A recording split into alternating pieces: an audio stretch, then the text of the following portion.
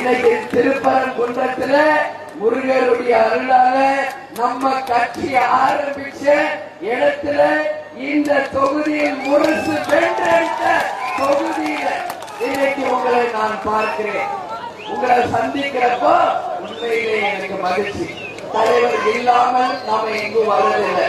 அதனாலதான் மக்களை தேடி மக்கள் தலைவர் என்று தலைவருடைய ரத யாத்திரை இன்னைக்கு தமிழகம் முழுவதும் 234 தொகுதிகளுக்கும் சென்று தேர்தலுக்கு முன்பே மக்களை சந்தித்த ஒரே கட்சி தேசிய முற்போக்கு திராவிட கழகம்.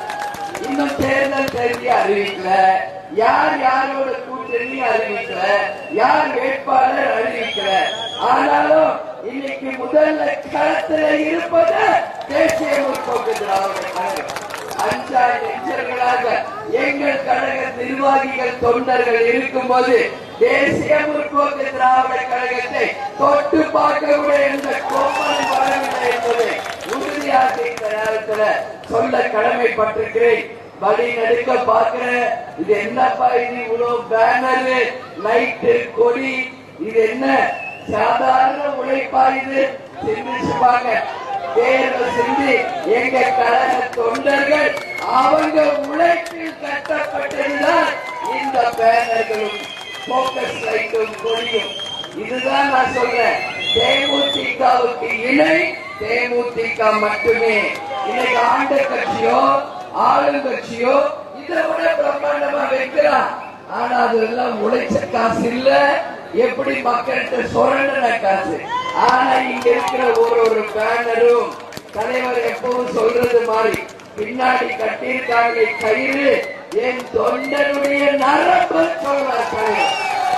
இங்க இருக்கிற ஒரு போக்கஸ் லைட்டும் ரத்தத்தை வியர்வையாக சிந்திச்சு உங்களுடைய பணத்துல உருவாகிறதா இது. உங்க அனைவருக்கும் ஏன்னா நம்ம ஒரு பஸ்ட் வாட்டி வரலையே, எவ்வளவோ வாட்டி வந்தாச்சு. நானும் அப்ப இருந்து கேட்கிறேன், மழை இப்படி பெய்தே இருக்காங்க, எல்லாரும் கிளம்பிட்டாங்க. ஒரு ஆள் கூட கிளம்பவே இல்லை, அப்படியே நிக்கிறாங்க. அன்னி வரணும்னு சொல்லி அத்தனை பேரும் அப்படியே நிக்கிறாங்க. நான் சொல்லிட்டேன், நான் வர, எனக்கு மழைக்கெல்லாம் பயம் இல்ல, அவங்களோட சிரிந்த நானும் களத்துல இறங்குறேன்னு கொஞ்ச நேரம் வெயிட் பண்ணுங்க அந்த கணபதி என்ன வந்து சொல்லி இப்ப அழைச்சிட்டு வந்திருக்காரு. எனவே அடாது மழை பெய்தாலும் விடாது நமது பணி தொடரும் என்பதற்கு இது ஒன்றே இலக்கு. நம்மளுடைய உண்மை நம்பிக்கை தைரியத்திற்கு வருண பகவான் வழி கொடுத்திருக்காரு. அவருக்கும் தேமுதிக சார்பாக இந்த நேரத்தில் நாம் நன்றிகளை சொல்ல கடமைப்பட்டிருக்கிறோம். எல்லா நல்ல விஷயமும் கேப்டன் வந்து மதுரையில தான் ஆரம்பிப்பார்.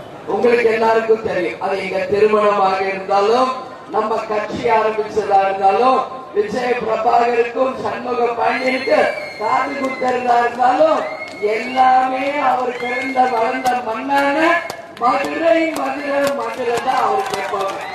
எப்பவுமே சொல்வார், இந்த உலகத்தில் எனக்கு பிடிச்ச ஒரு மதுரை. நானும் தலைவர் கூட எத்தனையோ வாட்டி வந்திருக்கேன்.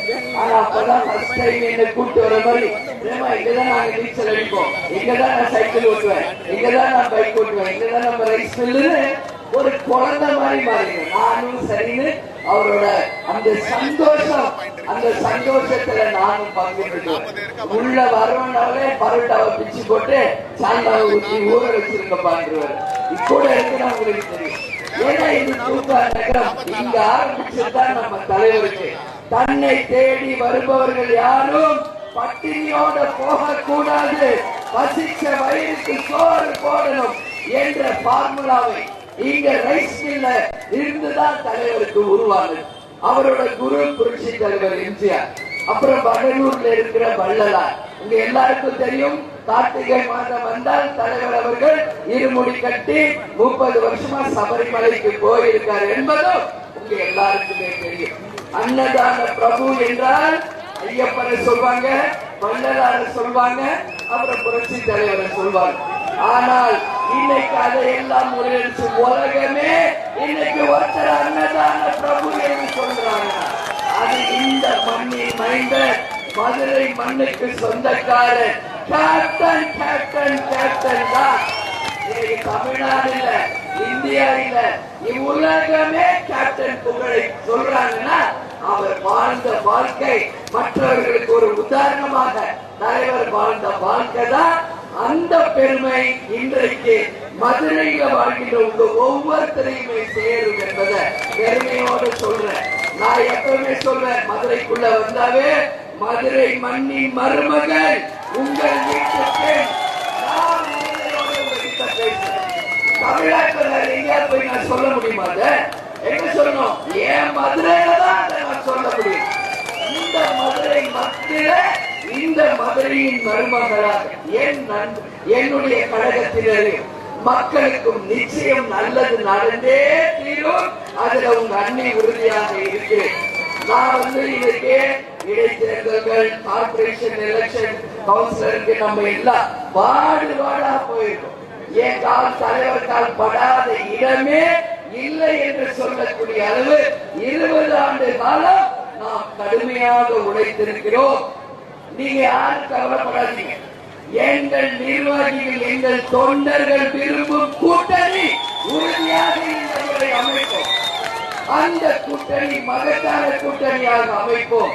அந்த கூட்டணி மாபெரும் வெற்றியை பெற்று அந்த வெற்றி கனிகளை நம் தலைவர் காலனியை பதிய வைக்கும் நாள் தான் தேசிய முற்போக்கு திராவிட கழகத்தினுடைய வெற்றி நாள் என்பதை இந்த நேரத்தில் உங்களுக்கு நான் சொல்கிறேன். எனவே நீங்க எல்லாரும் உறுதியா இருங்க, நம்பிக்கையா இருங்க. நிச்சயமாக தேசிய முற்போக்கு திராவிட கழகம் 2026 தேர்தலில் மகத்தான வெற்றி பெறும்